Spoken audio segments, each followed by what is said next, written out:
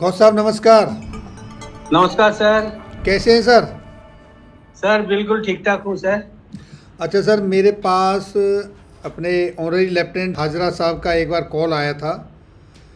आप सर और अपने हाजरा साहब और हज़ारों हमारे जेसीओ साहिबान और एनसीओ इमिग्रेशन में जॉब कर रहे हैं। कुछ जॉब का ऑफ़र मिला था, क्योंकि उससे पहले आप जगह जगह पर जॉब कर रहे थे, तो सर बिल्कुल सर। आप वहाँ से स्विच कर गए सर इमिग्रेशन के लिए, और अब आपके सामने कुछ समस्याएं आई हैं।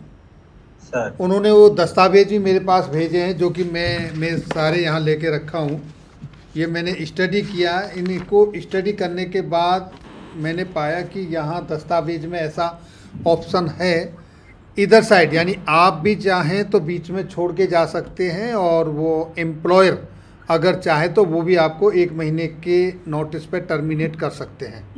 सर सर सर तो आप इसके बारे में क्या कहना चाहते हैं? ये जो हमारे हजारों पूर्व सैनिक, जी विशेषकर मैं चर्चा करूंगा वो जो अब अपनी 50 साल या उससे ऊपर की एज पार कर चुके हैं, सर और सर उनको ऑल ऑफ सडन इस तरीके से टर्मिनेट कर दिया गया है। और जैसा कि सर ने बताया, आप बहुत आहत हैं। काफ़ी आपने अपने लेवल पर जितने भी हमारे जनप्रतिनिधि हैं, सरकार हैं, उनसे आग्रह भी किया है, और सर मैंने जो सर दस्तावेज देखे उसमें भी आपने अप्रोच किया है। इवन डीजीआर ने भी आपकी बात को सुना है, उन्होंने भी लेटर लिखा है। सर आप सर कुछ सर प्रकाश डालें, आप क्या कहना चाह रहे हैं? सबको राम राम बोलता हूँ। और मैं कोशिश तो किया था सबको रिक्वेस्ट करने के लिए, बीइंग ए ह्यूमैनिटेरियन जी ग्राउंड। सर। एक्चुअल जो टीम्स एंड कंडीशन है बिल्कुल उसका साथ मैं हूँ, उसका अगेंस्ट में मैं बिल्कुल बोलना नहीं चाहता हूँ। जो हमको जॉब मिला था उसका साथ में हमने पढ़ के उसी लाइन में हमने ज्वाइन किया था। बट एक्सपेक्टेशन थोड़ा था क्योंकि टाइम टू टाइम इस टाइप का जॉब में एक्सटेंशन होता है। जैसे हमने नज़दीक हमारा अपना एक खिदिरपुर पोर्ट है, तो वो भी सेंट्रल गवर्नमेंट का, हमारे जैसे रिटायरमेंट बहुत सारे वहाँ पे काम करते हैं, तो उनको हर साल जो है रिन्यू होता है। तो हमने भी सोचा था इस टाइप का हमारा मतलब सर्विस एक्सटेंशन होगा। तो जो जहाँ पे हम कर रहे थे तो वहाँ पे तो सैलरी थोड़ा इससे ज़्यादा मतलब कम ही मिल रहे थे, और गवर्नमेंट का एक परमानेंट ना है, कंट्रेक्चुअल है, लेकिन थोड़ा उस हिसाब से गवर्नमेंट सेंट्रल गवर्नमेंट का है। थोड़ा हम भी पूरे 30 साल सेंट्रल गवर्नमेंट में काम करके आया, थोड़ा अपना थोड़ा एक विश्वास था जो इस टाइप का हमारा साथ भी होगा। तो एक्सटेंशन हुआ नहीं है। पिछले अप्रैल 2024 हमारे को सभी को स्विच अप कर दिया, मतलब टर्मिनेट कर दिया। उसका बाद तो इसका बारे में हमने बहुत सारे ह्यूमैनिटेरियन कारण में हमने रिक्वेस्ट किया, क्योंकि हमारा जो अभी एज जब एज है टोटल 55 से ऊपर हो गया, तो डीजीआर का थ्रू जितना भी हमारा सर्विस री एम्प्लॉय के लिए ऑफर आता है, तो उसमें हम अभी मतलब सेट बैठता नहीं है। तो 55 ओवर हो गया हम, तो इसके लिए तो हम ना तो इधर का रह गया ना तो उधर का रह गया। मतलब बिल्कुल इस उसका बारे में मैं पर्सनली जैसे मेरे जैसे बहुत सारे हैं। जैसे सपोज एग्जांपल मैं बता रहा हूँ कि मेरा 2 लड़की है। एक लड़की तो 11th में है और एक है क्लास 5th में।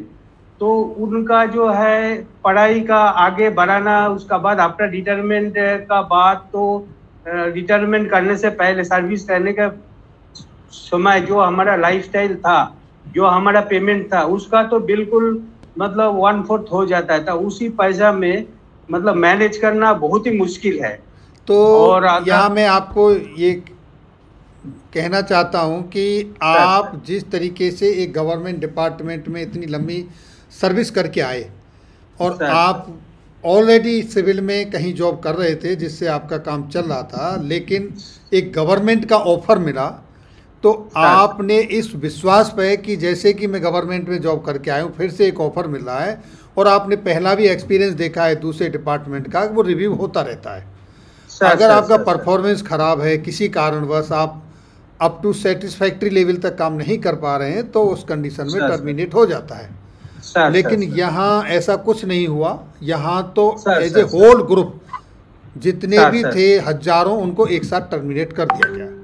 बिल्कुल सर, बिल्कुल। और क्योंकि आप क्लरिकल जॉब से हैं और सर बिल्कुल बिल्कुल। और हमारे ऑनरी लेफ्टिनेंट प्रमोद हाजरा साहब वो भी टेक्निकल जॉब से ही हैं और सर। आप लोग करस्पॉन्डेंस भी करते रहते हो, पेपर का भी अच्छा ज्ञान है आपको, पता था, टर्म्स एंड कंडीशन आपने पढ़े थे।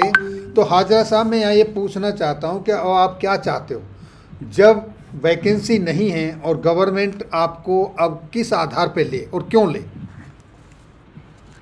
सर सबसे पहले मैं आपको सैल्यूट करता हूं जे आप अपना चैनल के माध्यम से हमारा ये जो बात आपने सरकार के पास पहुंचने का बड़ा अच्छा प्रयास किया है। हमारा जो प्रॉब्लम है इसको थोड़ा सबको बताने का आपने मतलब प्रयास किया है, उसके लिए मैं आपका या हमारा जितना इमिग्रेशन असिस्टेंट है उनकी तरफ से आपका आभार हूँ। Thank you. सबसे पहले सर मैं सेंट्रल गवर्नमेंट, हमारा यशस्वी प्रधानमंत्री मोदी जी को एवं हमारा जो powerful home minister Amit Shah ji को मैं थैंक यू करूंगा और बधाई भी दूंगा। इनका दोबारा सरकार बन गया और हमें तीसरी बार सरकार बनने पे बधाई दीजिए सर, तीसरी बार। जो भी है सर, तो हमें खुशी ये बात की है जो हमने वोट जिसके लिए डाला वो काम हमारा हुआ है। और जहां तक आज की बात है सर, हम ये कहना चाहते हैं तो अगर हमारा टर्म एंड कंडीशन जो आपने कहा वो एक्सेप्टेड है, लेकिन उसमें ये बात सबसे अच्छी तरह हमको फिट हुआ था कि एज पर आपका परफॉर्मेंस हम आपका रिन्यू कराएंगे। और हमने थोड़ा सा मतलब होमवर्क भी किया था, वहां पे और भी एक सर्विसमैन काम करते, वो बोल रहे हम 5 साल 7 साल तक से है जी, तो ऐसा कोई प्रॉब्लम नहीं है। अच्छा, दूसरी बात है जो साहब ने बोला एज फैक्टर, अभी हमको वहां से हट जाने से हमारा नया कहीं जॉब के लिए जाता है या हमारा AWPN या DGR का कुछ वैकेंसी आता है नोटिफिकेशन, उसमें हम देखते हो ज्यादातर बोलता है 50 साल तक ही हम लेंगे, तो उसके लिए हम थोड़ा सा साइड हो जाते हैं, जिसके लिए हमको थोड़ा सा प्रॉब्लम होता है। और तीसरी बात है जो हमने ये चाहते थे जो हमारा आगे कंटिन्यू हो, क्योंकि हमारा इतना विश्वास था जो हम ऐसे काम करते या 30 साल तक हम गवर्नमेंट ऑफ इंडिया के लिए ऐसे काम किया, हमको कहीं ये बोलने का मौका नहीं, बात सुनने का मौका नहीं मिला जो आपका परफॉर्मेंस ठीक नहीं है। इवन जैसे साहब ने बोला था वहां पे मैक्सिमम सब क्लरिकल स्टाफ को ही लिया गया था, क्योंकि वहां पे कंप्यूटर में काम करना होता है। हम लोग जो है हम तो क्लरिकल स्टाफ नहीं है, फिर भी हमारा परफॉर्मेंस देख के हमको लिया गया था, क्योंकि हमको उधर टाइपिंग का टेस्ट कराया था या इंटरव्यू तो छोड़ देते, तो टाइपिंग देख के हमने सिलेक्शन हुआ था। हम मतलब नॉन क्लरिकल ऐसे 2-4 आदमी लोग थे, तो उसी हिसाब से अगर हमें ये मतलब खराब नहीं लगता अगर ये बोलता जो नहीं आप लोगों का परफॉर्मेंस ठीक नहीं है, या जो IB का जो डिपार्टमेंट है उसका जो ट्रस्ट है उसके साथ आप खड़े उतारे नहीं है, तो उस जगह में हम मानते ठीक है हम उसके लिए फिट नहीं है। लेकिन ऐसे हमारे एगेंस्ट में कोई ऐसे कंप्लेन नहीं है, ना कोई ऐसे सर्कुलर हमको दिया गया, ना शोकॉज दिया गया है। हम इतना चाहते थे कि हम तो, और ऐसे भी अगर आपको इंटरनल अगर IB department, ministry of home से IB डिपार्टमेंट अगर एक सर्वे करेंगे, हमारी मतलब एक सर्विसमैन की तरह कोई परफॉर्मेंस किया नहीं है। वहां पे होता था, हमारा काम होता था इमिग्रेशन में पैसेंजर को क्लियरेंस देना है, चाहे वो एग्जिट के लिए हो और एंट्री के लिए हो। जब कोई बाहर जाते या कोई बाहर देश से आते हैं तो उनको क्लियरेंस हम देते, तो उसी हिसाब से हमारा काम इतना फास्ट था। जो वहां का परमानेंट स्टाफ है, कभी कभी दिन ऐसे भी हो जाता हम उनसे पहले निकल जाते यार, ये भी कभी नहीं होता जो हम लोग बहुत पीछे रह जाते, ऐसे कभी नहीं होता था, लेकिन मैक्सिमम डेज होता था हम उनसे भी निकल जाते थे। तो ऐसे परफॉर्मेंस के बाद भी अगर हम लोगों को बैठा दे जे नहीं आप लोगों का भी जरूरी नहीं है, तो मैं आपका चैनल के माध्यम से ये भी बता सकता हूँ पे हमारे अलावा IB का स्टाफ के अलावा भी बहुत सारे डेपुटेशन में रहता है, जैसे CIF, BSF, SNIB, तो उनको परमानेंट स्टाफ है, वो सेंट्रल गवर्नमेंट के मतलब एम्प्लॉय है, उसको लेफ्ट राइट में कहीं पे भी पोस्टिंग करा के हमें वहां पे कंटिन्यू कर सकते हैं, क्योंकि हम वहां पर काम कर सकते, अच्छी तरह कर सकते। हमारा ट्रेनिंग भी हुआ था 15 डेज का और हम उसी बेस पे काम कर रहा था, कोई हमारे ऊपर कोई शिकायत नहीं था। और मेरे हिसाब से अगर मतलब थोड़ा सा बोलना गलत होगा जे अपने ऊपर इतना बोलना, मतलब हमारा एक सर्विसमैन के ऊपर, वहां पे ऐसे भी काम है जो हमारे से अच्छा वहां का जो और स्टाफ है उतना भी नहीं कर पाता जितना हम लोग काम सीख गया था वहां पे, और इतना फास्ट सीखा था। वहां का जो स्टाफ है उसके हम अच्छा काम सीखा था, अच्छा मतलब फास्ट काम सीखा था, जिससे कोई प्रॉब्लम नहीं था। तो हम उधर संभाल सकता है, बस जस्ट हमारा उनका जैसे हम अगर कॉन्ट्रेक्चुअल है तो आईबी का परमानेंट स्टाफ रखेंगे, इंचार्ज है जो बैच आईसी रहेंगे या ऑफिसर रहेंगे, तो उनका अंडर में हम अच्छी तरह हम चला सकते थे। तो कहने के मतलब हम होम मिनिस्टर साहब या प्रधानमंत्री साहब से ये कहना चाहते हैं जो हमारा कंटिन्यू करेंगे तो हमारा भलाई होगा या हमारा बच्चे का भलाई होगा। सर हाजरा साहब, इसमें लगभग कितना स्टाफ है, कितने पूर्व सैनिक हैं जो लगभग प्रभावित हैं? मैं लगभग पूछ रहा हूँ, कोई एग्जैक्ट फिगर नहीं। सर करीब 3000 प्लस। ओके। और वो भी पूरा जेसीओ सावन है हमारा। तो इतना सब करने के बाद ये आपने 1 साल के बाद आप निकाल दे रहे हो, तो ये कौन सा इंसाफ कर रहे हैं आप हमारे साथ? हाजरा साहब, ये प्रोटोकॉल है, जब भी आईबी में कुछ ऐसे महत्वपूर्ण पोर्टफोलियो पे स्टाफ का सिलेक्शन होता है तो वहाँ उनकी इस तरीके की इंक्वायरियाँ होती हैं। दूसरा, आप इतनी सर्विस करके आए, आपको भारत सरकार की तरफ से ऑनरी रैंक से सम्मानित किया गया है। ये अपने आप में ही एविडेंस है कि किस तरीके का आपने होल लाइफ सर्विस किया होगा। दूसरा, आज मैं आपको और घोष साहब को धन्यवाद देता हूं कि आप लगभग इतने सारे अपने जवानों की नॉट ओनली अपनी सबकी चिंता करके ह्यूमैनिटेरियन ग्राउंड पर गवर्नमेंट से, माननीय प्रधानमंत्री से, माननीय गृह मंत्री जी से, भारत सरकार से अनुरोध कर रहे हैं। मैं अपनी तरफ से अनुरोध करता हूं सरकार से कि इस एज में, इस समय आके जिन्होंने अपनी जीवन का जो गोल्डन पीरियड है, अपना बहुमूल्य समय देश को दिया, सरकार को दिया, उनके बारे में ज़रूर सोचें, विचार करें, और अगर उनको ये अपॉर्चुनिटी दोबारा मिल जाती है तो उनका, जैसे घोष साहब ने बताया, उनकी 2 बेटियां हैं, अभी स्टडी कर रही हैं, उनके खर्चे हैं, और पूर्व सैनिक एक जिस लाइफ से जी के आता है, उसके बाद फिर आने के बाद किसी को घर बनाना होता है, किसी को बच्चों की एजुकेशन का समय आता है, इसी समय क्लोजिंग पर फिर शादियों का समय आता है बच्चों की। ये बहुत बड़ा समय होता है जहाँ पर पूर्व सैनिकों के ऊपर एक बड़ा बर्डन आता है खर्चे का, और उस समय पर उनको निकाल दिया जाता है सेना से, सेना को यंग रखने के पर्पज़ से।